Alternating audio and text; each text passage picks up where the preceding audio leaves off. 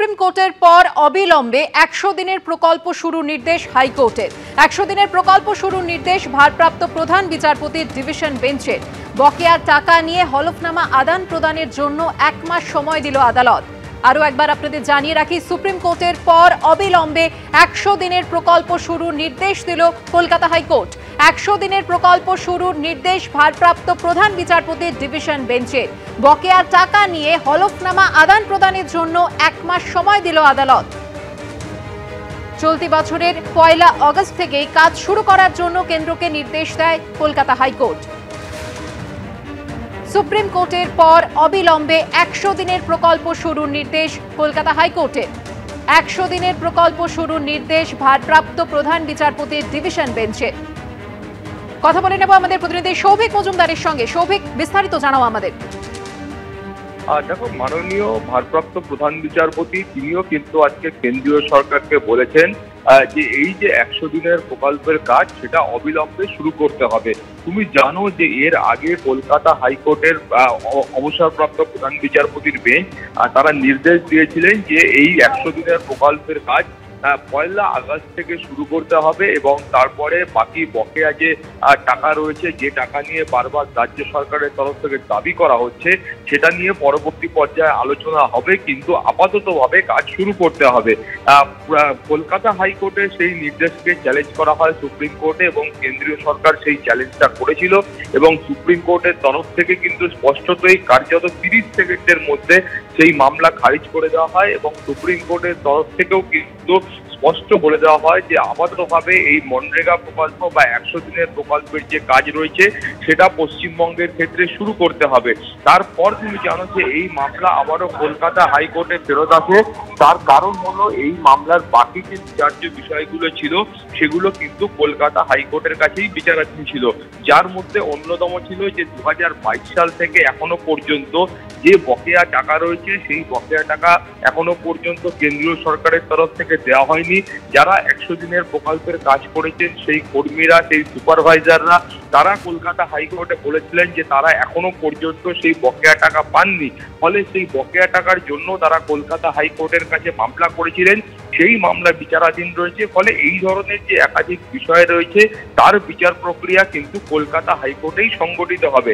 ফলে আজকে যখন এই মামলার বিচার প্রক্রিয়া শুরু হয় সেই সময় একেবারে শুরুতেই বলা হয় যে সুপ্রিম কোর্ট এই মামলা যেহেতু খারিজ করে দিয়েছে তাই অবিলম্বে ১০০ দিনের প্রকল্পের কাজ আরম্ভ হোক। কেন্দ্রীয় সরকারের আইনজীবীদের বক্তব্য ছিল তারা ইতিমধ্যেই আলোচনা করেছেন এবং পশ্চিমবঙ্গের ক্ষেত্রে এই ১০০ দিনের প্রকল্পের কাজ শুরু করতে কার্যত তাদের কোনো বাধা নেই এবং তারপরেই মাননীয় ভারপ্রাপ্ত প্রধান বিচারপতি তিনি নির্দেশ দেন যে অবিলম্বে পশ্চিমবঙ্গের ক্ষেত্রে এই ১০০ দিনের প্রকল্পের কাজ শুরু করতে হবে এবং ৪ সপ্তাহ সময় দেওয়া হয়েছে যে এই যে বকেয়া টাকা নিয়ে কেন্দ্রের যা বক্তব্য রয়েছে বা এই মামলার অন্যান্য সংশ্লিষ্ট সমস্ত পক্ষের যা বক্তব্য রয়েছে সেগুলো হলফনামা আকারে আদান প্রদান করতে হবে এবং তারপরে পরবর্তী পর্যায়ে বিচার প্রক্রিয়া এগোবে। ফলে বকেয়া টাকা নিয়ে যে আবেদন রয়েছে সেটা তার বিচার প্রক্রিয়া ৪ সপ্তাহ পরে হবে, কিন্তু আপাততভাবে সুপ্রিম কোর্টের নির্দেশ মোতাবেক ১০০ দিনের প্রকল্পের কাজ সেটা পশ্চিমবঙ্গে অবিলম্বে শুরু করতে হবে। এবং তোমার মনে থাকবে যে এই কলকাতা হাইকোর্টের মাননীয় প্রধান বিচারপতি বলেছিলেন যে এইভাবে কোনো প্রকল্পের কাজ কিন্তু আটকে রাখা যায় না, সেই মন্তব্য কিন্তু কলকাতা হাইকোর্টের তরফ থেকে এক সময় করা হয়েছিল। ধন্যবাদ সৌভিক। এসআইআর আতঙ্কে এবার বহরমপুরে হকারের আত্মঘাতী হওয়ার অভিযোগ উঠল। পরিবারের দাবি ২০০২-এর ভোটার তালিকায় তারক সাহার নাম ছিল না, তাই তিনি চাপে ছিলেন। তৃণমূলের দাবি এসআইআর আতঙ্কের বলি হয়েছেন ওই হকার, যদিও এ নিয়ে তৃণমূলকে কটাক্ষ করেছে বিজেপি। উত্তর ২৪ পরগনার পানিহাটি, টিটাগড়, বীরভূমের ইলামবাজার, হাওড়ার উলুবেড়িয়া, পূর্ব বর্ধমানের জামালপুর, মুর্শিদাবাদের কান্দির, দক্ষিণ ২৪ পরগনার ভাঙড়ের পর এবার মুর্শিদাবাদের বহরমপুরের গান্ধী কলোনিতে এসআইআর আতঙ্কে আত্মঘাতী হওয়ার অভিযোগ উঠল। মৃতের নাম তারক সাহা। তিনি এলাকায় ঘুরে ঘুরে ঝালমুড়ি বিক্রি করতেন। পরিবারের দাবি অন্য দিনের মতো বৃহস্পতিবারও বাড়ি থেকে বেরিয়েছিলেন। তার স্ত্রী পরিচারিকার কাজ করেন। তিনি বেলায় বাড়ি ফিরে দেখেন বাড়ির পাশের গাছে গলায় ফাঁস লাগিয়ে আত্মঘাতী হয়েছেন তার স্বামী। ২০০২-এ কাগজ লাগবে, মেয়ের বাড়ি থেকে বলছে যে মা তোমার কাগজ না হলে তো আমাদের বেরাবে না, কালকে ফর্ম সব লিখে জমা দিতে হবে, তাই বললো। ধর বাবাকে বললাম আর বাবা বলছে কি করবো রে, আমাদের নাই। পেছি না লিস্টে, তাও গেল, দেখলো কম্পিউটার দ্বারাই, বলছে নাই নাম। ওর বাবা বলছে আমি কি করব, না পেলে বলছে নিজেই সুইসাইড করতে হবে, না হলে কি করব। আমি জানি না তো, আমি কাছ থেকে এসে দেখছি দোকান মেটালে পড়ে আছে, ওই মশলা মুড়ি দোকান থেকে এসে দেখছি বেড়া টোপ গিয়ে দেখছি গামছা দিয়ে ওটা ফুলের ডালের সাথে দিয়ে ঝুলছে। এসআইআর আতঙ্কেই পেশায় হকার তারক সাহা আত্মঘাতী হয়েছেন বলে দাবি তৃণমূলের। 2002 সালের পর 2025 সালে এসআইআর এর আতঙ্ক, এনআরসির আতঙ্ক এখনো তাড়া করে বেড়াচ্ছে মানুষের মধ্যে। আজকে সেই আতঙ্কের বলি হলো বহরমপুর শহরের তারক সাহা, বয়স 50। আজকে বলুন যে এরকম একটা মর্মান্তিক পরিস্থিতি যে তৈরি হলো, এই আতঙ্ক তৈরি করলো। এই আতঙ্ক তৈরি হওয়ার জন্য তাহলে আমরা কাকে, আমরা নির্বাচন কমিশনকে আমরা প্রশ্ন করতে চাই। সাইলেন্ট ইনভিজিবল রিগিং যেটা করছেন, মানে মানুষকে মেরে দেওয়ার যে আপনারা যে ষড়যন্ত্র করছেন, এই ষড়যন্ত্রের বলি হলো ব্যারাকপুরের একজন। আজকে হচ্ছে তারক সাহাকে আজকে ফেরত দিতে পারবে তৃণমূল কংগ্রেস? আর তৃণমূল কংগ্রেস নেই। উনি 2011 সালে ক্ষমতা আসার পরে তালিবান মুজাহিদিন কংগ্রেসের পার্টি এখন শগুনের পার্টিতে রূপান্তর হয়ে গেছে। আকাশে শগুন ঘুরলেও ভাগাড়ের থেকে তার নজর, কোথায় ডেড বডি পাওয়া যাবে, কোথায় মৃতদেহ পাওয়া যাবে, কোন ভাগাড়ে যাব, এটাই তাদের নজর।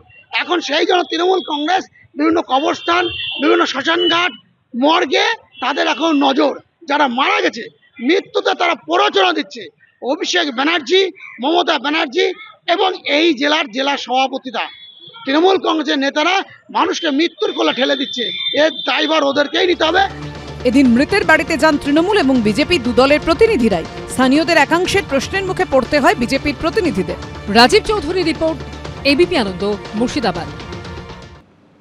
শ্বশুরকে বাবা পরিচয় দিয়ে এসআইআর এর ফর্ম পূরণের অভিযোগ উঠল উত্তর 24 পরগনার চাকলায়। বিজেপির তোলা অভিযোগ কার্যত মেনে নিয়েছেন অভিযুক্তদের শ্বশুর, যদিও বিজেপির তোলা অভিযোগ অস্বীকার করেছে তৃণমূল। শ্বশুরকে বাবা দেখিয়ে এসআইআর এর ফর্ম পূরণের অভিযোগ। চাকলার বাসিন্দা রাশেদ আলী মল্লিক, তার দুই মেয়ের জামাই সালাম মল্লিক এবং কালাম মল্লিক। 2025 সালের ভোটার তালিকায় 336 নম্বরে নাম রয়েছে কালাম মল্লিকের। পিতার নাম হিসেবে লেখা রয়েছে রাশেদ আলী মল্লিকের নাম। একইভাবে 348 নম্বরে নাম রয়েছে সালাম মল্লিকেরও, তাঁরও পিতার নাম রাশেদ আলী মল্লিক। এখানেই তৃণমূলের বিরুদ্ধে অবৈধ নথি তৈরি করে বাংলাদেশের অনুপ্রবেশকারীদের ভোটার করার অভিযোগ তুলেছে বিজেপি। তদন্ত করে যেটা পাওয়া গেছে যে এই কালাম মল্লিক এবং সালাম মল্লিক বাংলাদেশি, এবং বাংলাদেশি এখানে এসে এই শাসক দলের ছত্রছায়া থেকে তারা ডকুমেন্ট তৈরি করে ভোটার লিস্টে নাম তোলা সহ বিভিন্ন কাগজপত্র তৈরি করে নিয়েছে। এই বিষয়ে সালাম এবং কালাম মল্লিকের কোনো প্রতিক্রিয়া পাওয়া না গেলেও রাশেদ আলী মল্লিক কিন্তু বিজেপির তোলা অভিযোগ কার্যত মেনে নিয়েছেন। এই যে ভোটার তালিকায় নাম তোলা হয়েছিল, এটা কারা করেছিল? এটাও ধরো 5 জেলা থেকে করেছিল, আমি তো মূর্খ মানুষ বুঝি না। তো আপনার এই চাকলা পঞ্চায়েত পঞ্চায়েতে যা যা ডকুমেন্ট দিতে বলেছিল দিয়েছিল? হ্যাঁ, অ্যাকচুয়ালি ওরা ইন্ডিয়ারই বাসিন্দা। এর আগে মিনাখায় থাকতো। ওর বাবাদের বা ঠাকুরদাদের 2002 সালের ভোটার লিস্টও আমাদের কাছে আছে। যারা আমাদের বিএলএ আছে, সেই বিএলএ এর কাছে ওগুলো বিদ্যমান। কোনো গড়মিল থাকলে নথি পরীক্ষার সময় এই নিয়ে ব্যবস্থা নেওয়া হবে বলে জানিয়েছেন স্থানীয় বিএলও। প্রথমে বসে আলোচনা করে সিদ্ধান্ত করবে, সেটাই হবে। এখনো সেটা কিছু নিয়ে এখন কোনো ফাইনাল সিদ্ধান্ত হয়নি। নামের গেরোয় বুধবার ধুন্ধুমার হয়েছিল কোচবিহারের শীতলকুচিতে। নাম, বাবার নাম আলাদা, কিন্তু ভোটার কার্ডের নম্বর একেবারে এক, আর এই নিয়ে তুলকালাম বেঁধেছিল। আর এবার শ্বশুরকে বাবা পরিচয় দিয়ে এসআইআর এর ফর্ম পূরণের অভিযোগ উঠল উত্তর 24 পরগনার চাকলায়। সমীরণ পালের রিপোর্ট, এবিপি আনন্দ, উত্তর 24 পরগনা।